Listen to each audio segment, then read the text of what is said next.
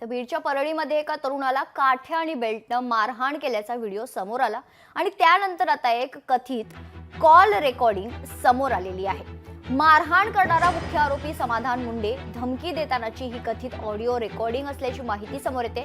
समाधान मुंडे सुहास साबळे नावाच्या तरुणाला कोयत्यानं मारण्याची धमकी देत असल्याचं या कथित कॉल रेकॉर्डिंग मध्ये ऐकायला मिळते।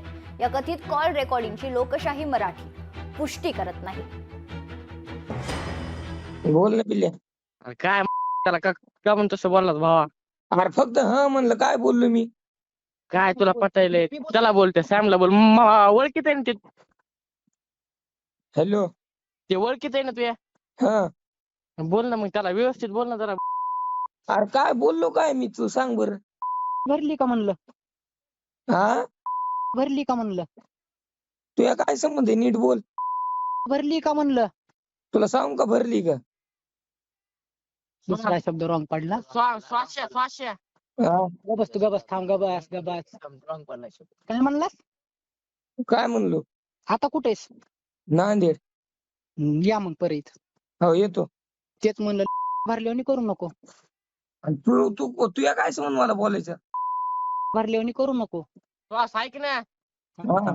दुसरा पडलाय, फक्त तिसरा पडू दे शब्द। माझ्यासाठी भावा ये समजून राव। कोण भाई दादा यायचेच नाही उद्या। हॅलो, हा तेच म्हणलं नीट राह म्हणलं। बर शिर्याकडे देतो। देत नाही। हॅलो शिरी, बोलणार काय? नीट बोलणार राव।